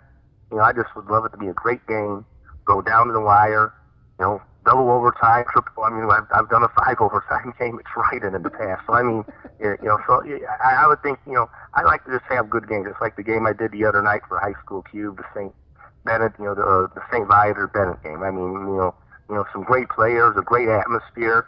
I know you've had that doing Marist at the high school level. I mean, I think those are the games you enjoy regardless of who your interest is. And me as a neutral observer, I just love seeing great competition. Tim McKinney, my guest on Mike to Mike, and it's presented by TCF Bank, the official bank of the Arena Sports Networks. TCF Bank, surprisingly, TCF. Tim McKinney, my good friend, thank you very much for the time, and I look forward to sharing a mic with you again, my friend. Look forward to it, Brian. Always a pleasure talking to you. I thank you for having me on the show, and we'll look forward to crossing paths again soon in the future. After a break, when we come back, we're going to have a little bit more fun. This is Snowman in the Morning. You're hearing it live on the Arena Sports Network. How do you turn a batter into a hitter? With Slugmaster Hitting Stations. Slugmaster Hitting Stations are the most effective and durable baseball and softball batting practice devices available. Versatile, compact, and easy to use, they are excellent tools for ball player at any skill level. Attached to any pole or post for an instant hitting station. Use it at the ballpark, at home, or anywhere you want to get some hits in. Work the strike zone, top to bottom, in and out. The most complete workout year-round, indoors or outdoors, teams or individuals. Slugmaster equipment is constructed from high-grade steel. The rugged design means years and years of use. Slugmaster equipment is used by youth, high school, college, and professional ball players. For more information or to place your order, call 708-705-7354 or visit slugmaster.com. Slugmaster baseball and softball hitting aids, turning batters into hitters. You do a lot of thinking on a bike about your life, family, your dreams. One of my dreams came to me on a bike, to open up my own shop. So what happens when you complete a dream? Well, you just start thinking of the next. Visit DrastichAgency.com or call 219-945-3040 and ask Joel Drastich how you can get all of your insurance under one roof.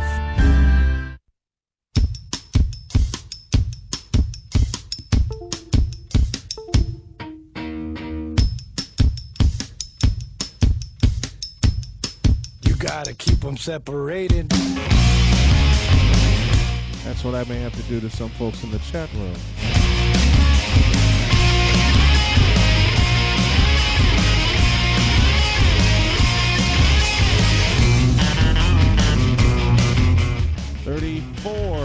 There we go. 34 beyond the second hour here on Snowman in the Morning. Hope that you enjoyed it on this Friday, this Potluck Friday. My thanks to Michael Lyle and Tim McKinney for sharing a mic and sharing time with us. This portion brought to you by American Family Insurance of Maryville, Indiana. Call 219-945-3040 and find out how you can get all of your insurance under one roof. I posted the gigahertz question of the day earlier that I posed was name a sporting event that you witnessed happen that you would like to forget. Josh made this comment, how about the Steelers and Seahawks Super Bowl 40? And he put a lot of Z's behind it. Dr. Prince said Dr. Prince said, watch that. And Liz adds, that should have been the Colts and not the Steelers, but the Colts couldn't finish in the AFC Championship.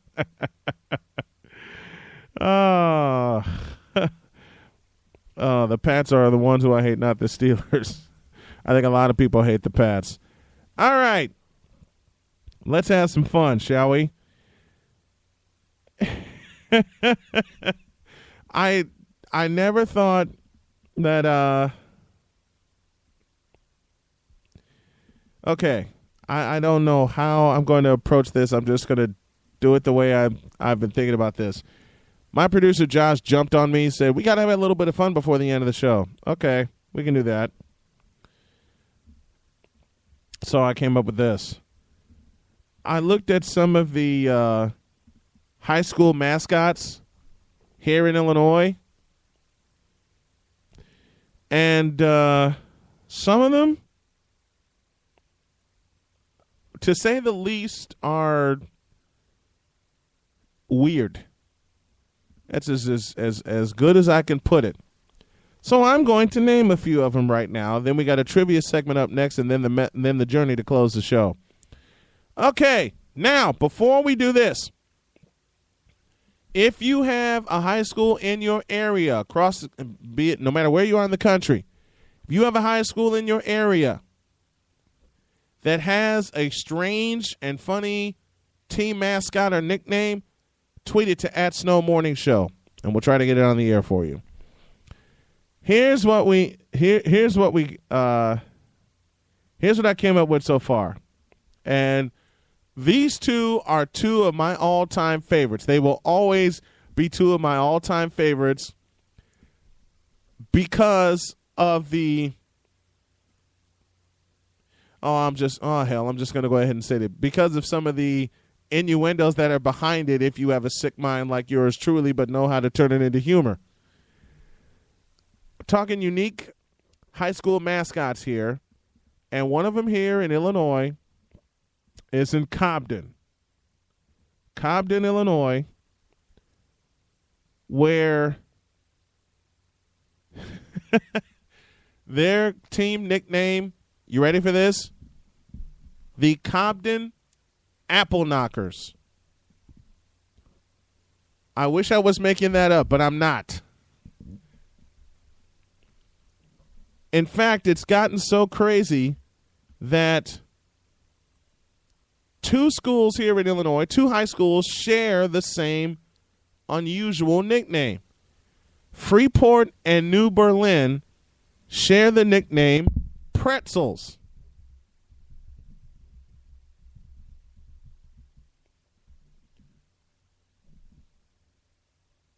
And you have, I'm looking at some of the names here. Here we go. Centralia High School here in Illinois. The male teams are called the Orphans, and the female teams, you ready for this, are called the Annies. Oh, why?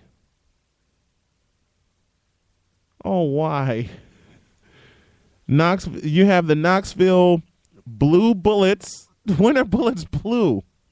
I'm glad I pulled this up. When are Bullets blue? The Blue Bullets. And the Belvedere North Blue Thunder. And those are the only two schools here to own their names. How about the Mooseheart Red Ramblers?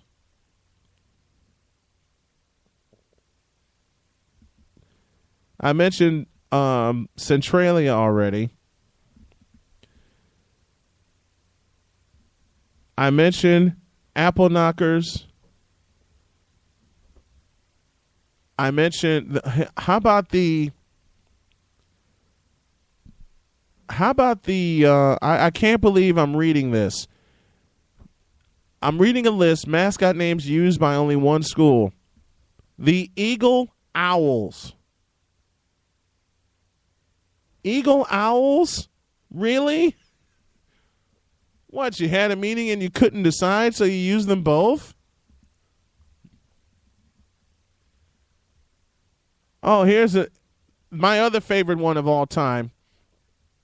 There's a place towards Champaign, a city towards Champaign called Hoopeston, Illinois, spelled Hoopeston, but you have to pronounce it Hoopeston.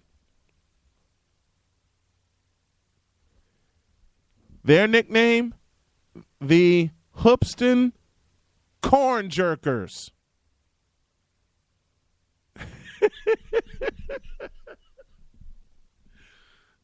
I have always laughed at that name since I heard it the first time. The Hoopeston Corn Jerkers.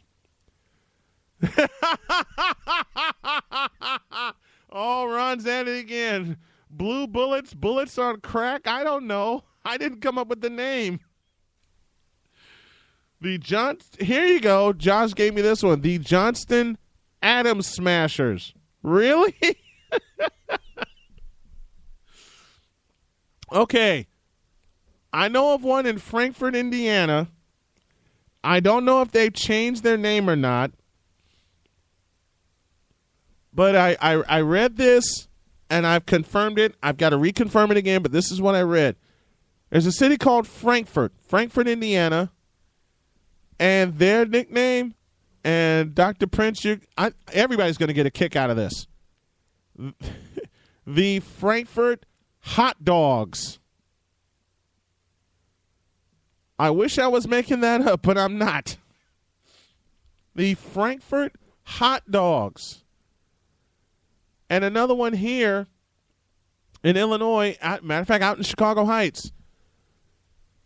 A little backstory, there were two schools once upon a time. There was Bloom High School and there was Bloom High School and Bloom Trail High School. Okay?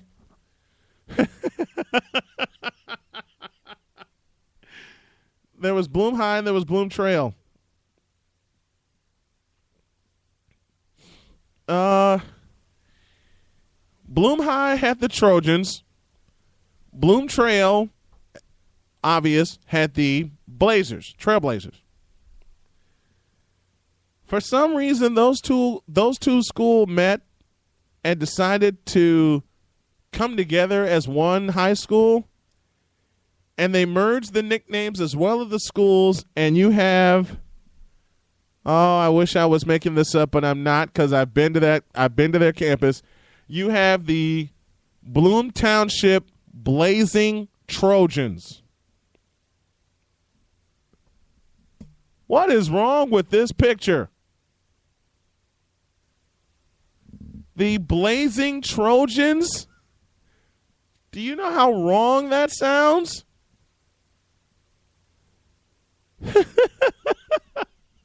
Here's one. The Blooming Prairie.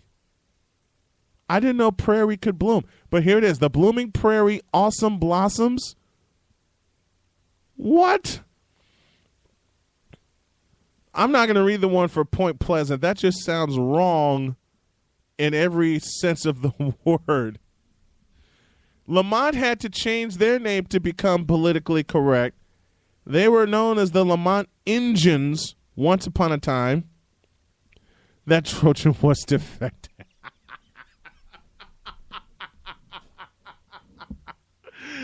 Dr. Prince, I thought you had to leave. That Trojan was defective.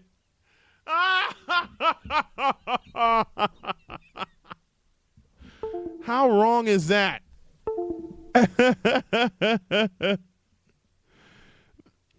You have to wonder how wrong how defected the Trojan was. Oh my gracious! Wait a minute, are you serious? Josh, are you serious about? I'm going to read the one that he posted in the chat. The butternut midgets. Are you serious? And one that that Dr. Prince just sent me. Let me read this right. The Huddle Hippos in Texas. What? It's bad enough in a state like Texas you have Red Raiders, Horned Frogs, and Longhorns from Butternut. Okay, got my confirmation. Butternut, Wisconsin. I'm just going to have you guys keep feeding me names. If you know of a weird high school team nickname, tweet it to @SnowMorningShow or post it on our Facebook page, facebook.com/snowmaninthemorning. Butternut, Wisconsin. That alone is trouble. Butternut, Wisconsin.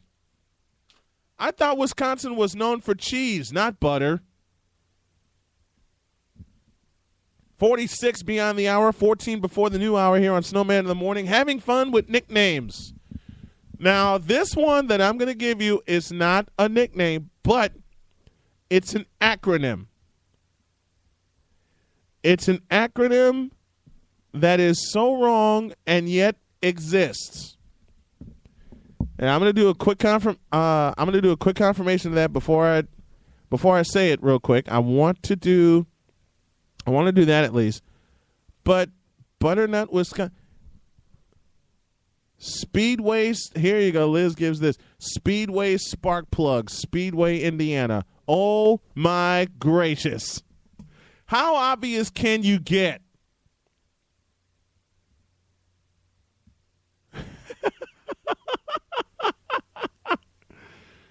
I already mentioned Frankfurt with the Frankfurt hot dogs.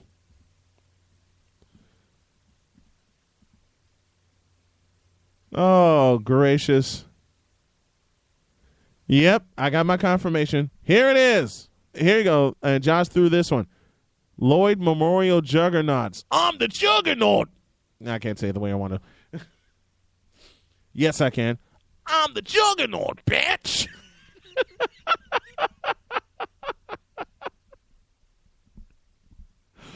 Okay.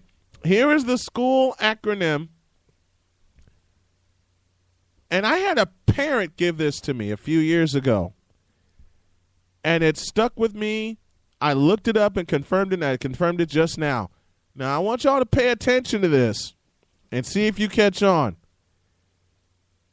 This team is this school is in Fulton, Illinois, and the acronym, the whole name, if you can take the acronym, the Fulton Unity Christian Knights.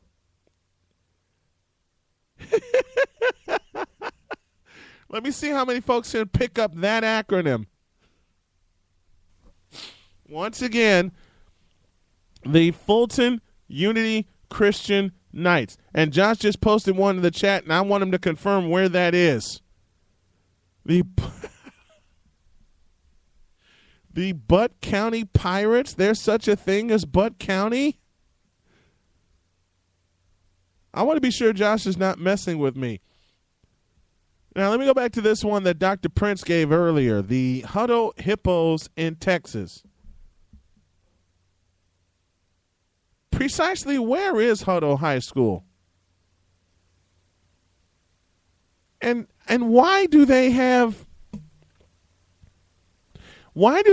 hippos as their mascot? I mean, you can ask that about several of these. Now, like I said, I love this one. Liz sent me the Speedway spark plugs. Speedway, Indiana.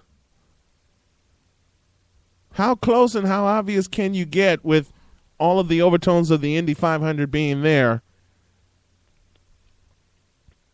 But how about the one I just... I think I'm going to put this in the chat. How about this one? I'll say it again. The Fulton Unity Christian Knights. It's not the nickname in and of itself.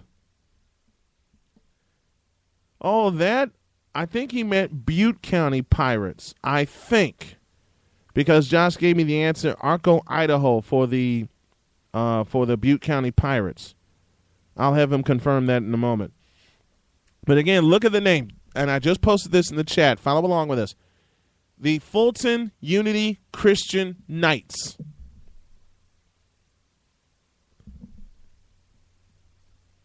Can you imagine? And it's a Christian school. And I'm joking as I say this. I am totally joking as I say this.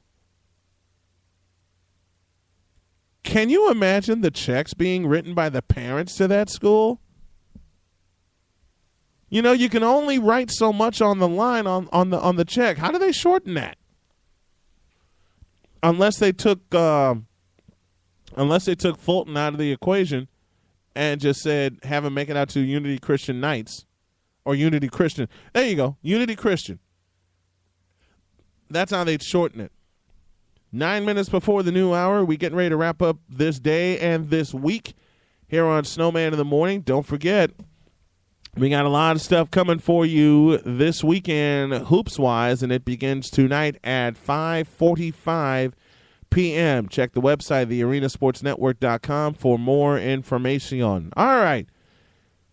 You heard all the fun that we've had this week and the conversation that I had with Mike Lyle, and it prompted a couple of great responses from the folks here in the chat. And, you know, Liz said one thing that is really, really true when she said, I'd rather have my coverage local than national. That way you get more in-depth interviews and features from the players and coaches involved, and it's not the same old teams that everybody loves to cover.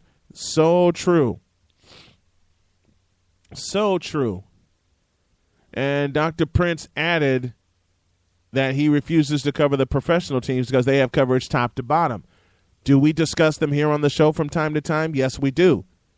When the stories become interesting, yes, we do. But most of our coverage is local, Chicagoland and Northwest Indiana, and we're building our branch in Northwest Indiana. But I said all that to say this.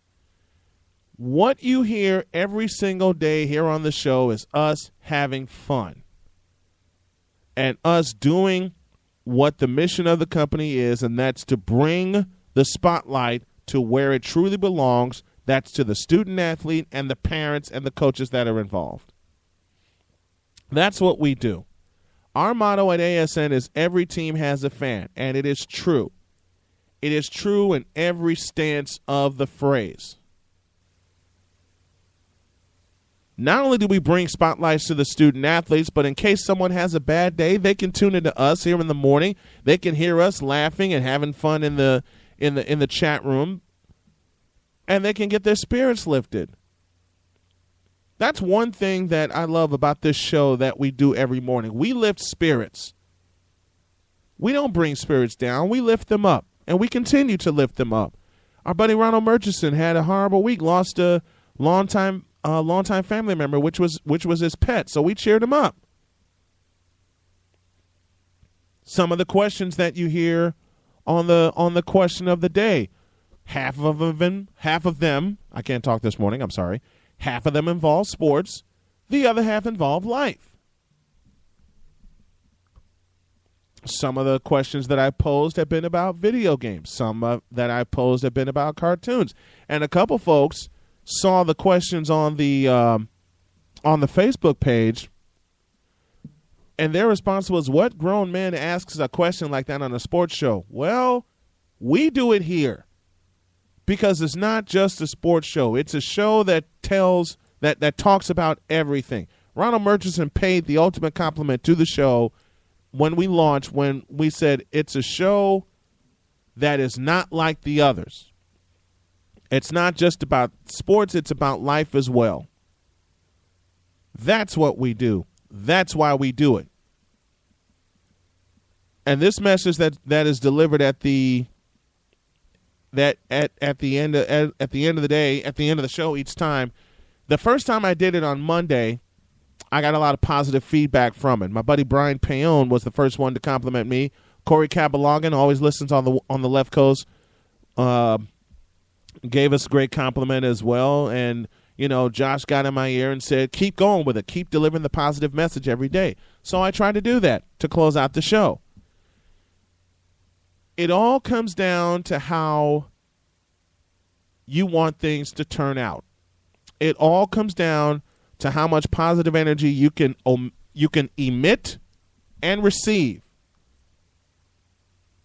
Because people go through dark times in their lives. Lord knows I've been through mine. I've been through dark times in my life a couple of times, more than a couple of times. But there is no rule in the book that says you can't bounce back from it and be a positive influence to others. That's what we try to do, and that's what we're going to do.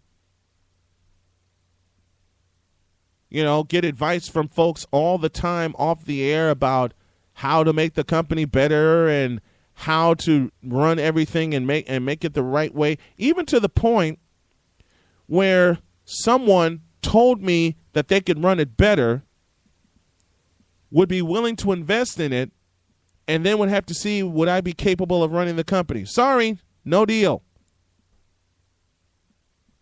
I've got good folks in place that'll help run this thing. But the biggest thing that we want to do is A, be a positive influence to others. B, be a beacon of light when someone is having a bad day or a bad week like Ron had this week, so we cheered him up. And C, like we say all the time and will continue to say, since every team has a fan, we want to bring the spotlight back to the real stars of our programming, which are the student athletes. That's what we do.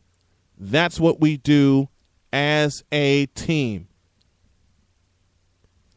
I'm reminded of the words of the late, great Bo Schembechler, who coached Michigan for many years.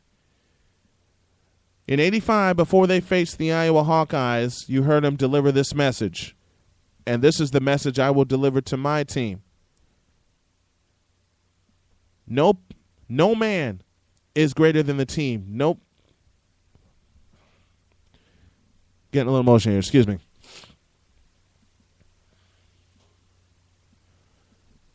No one person is greater than the team. The team, the team, the team. Again, Bo Schembechler said, no man is greater than the team. No coach is greater than the team. The team, the team, the team. That's what we have here. That's what we have, and that's what we will continue to build on. And we're going to build on this every day until everybody knows that this team is going to be the best team. And if you don't like this message now, you're really going to like it when it comes to fruition beginning this spring.